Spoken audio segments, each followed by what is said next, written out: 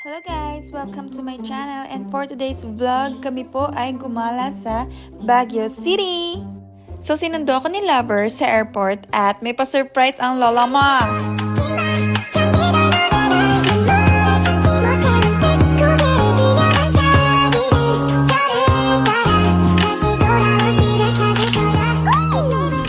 I'm so happy! So ito na nga, ang plano is pagdating ko ng Pilipinas, diretso na kami ng Baguio kasi saglit lang talaga ako dito, saglit lang vacation ko, parang mga 5 days lang siguro to. Kaya let's go na kasi ang oras ay umaandar para maging sulit ang aming bakasyon.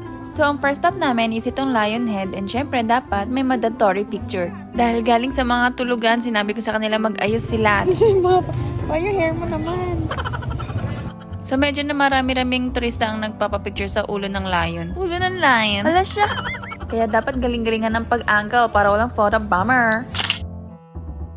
Pagtapos namin mag-picture-picture, bumalik na kami agad sa van para makapunta na kami sa hotel at ibaba yung mga gamit namin.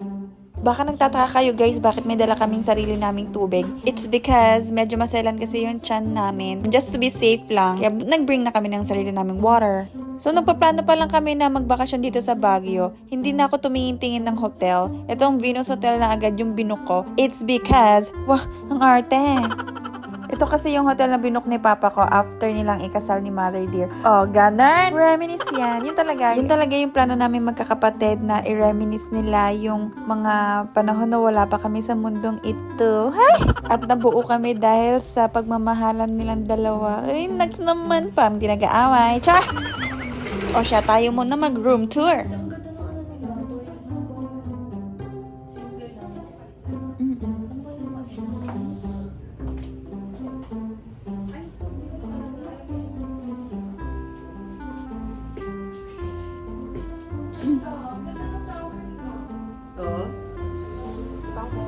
O Papa, ang jacket mo. May jacket ka ba? Dahil nakapagpahinga na at nakapag-recharge na kami, kaya nagkayayaan na pumunta na sa Botanical Garden. Hay, napakaganda talaga ng panahon dito sa Baguio.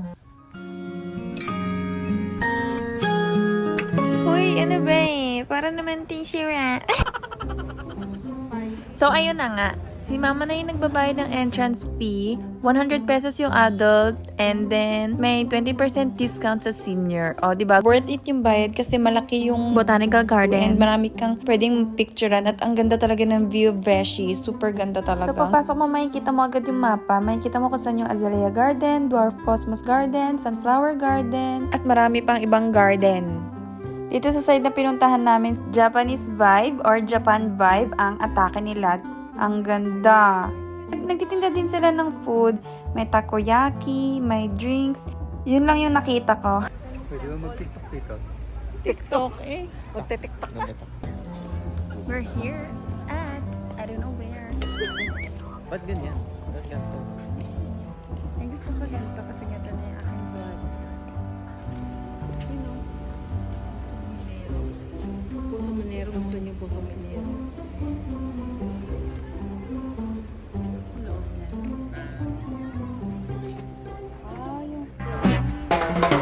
Ano ba yan pa?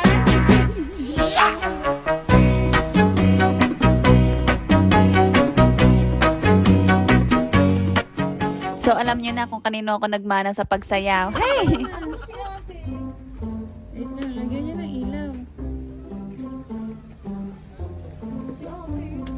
Oh, wag mask. Ba't may malamok yata din.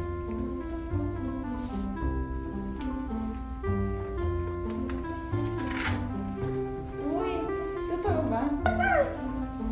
Yan guys, charot-charot lang yung pagpasok namin dyan. Doon lang kami sa may dulo. Tapos bumalik na kami agad kasi grabe, walang ilaw. Tapos parang malamok pa. Tapos medyo maputik. Tapos nakakalito yung daanan kasi marami kang pwedeng daanan eh. Para siyang maze. So nakakatakot, baka matrap talaga kami. Nakakagat ka ng lamok, no? Lamok, malamok kasi doon sa kay pwede ako pumasok. Ayun ang sa elepante doon. Ayun na elepante. Gusto ko doon.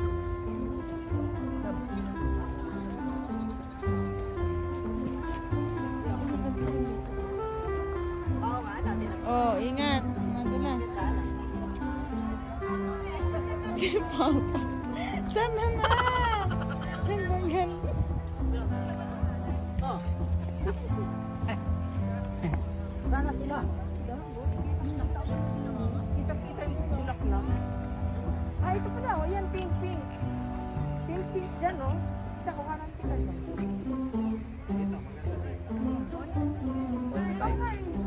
Sobrang ganda talaga ng panahon dito sa Baguio. Tapos alagang-alaga yung mga halaman.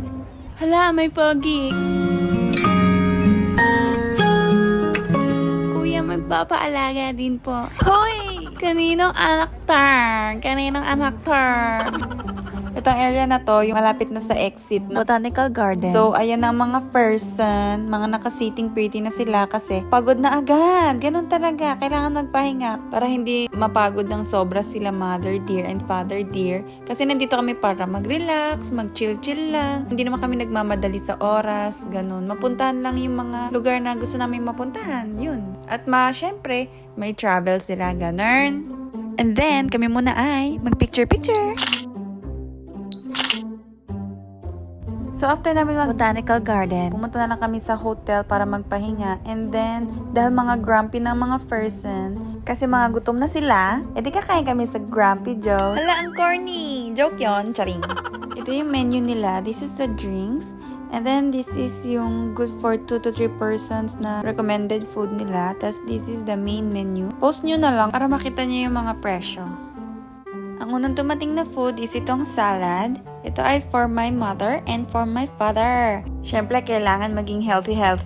Siyempre, pag may healthy, meron ding unhealthy.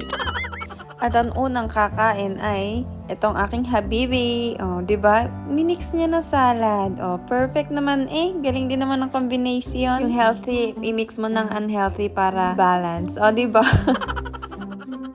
Tapos sakto-sakto dumating yung drinks namin. And then, ito namang onion rings.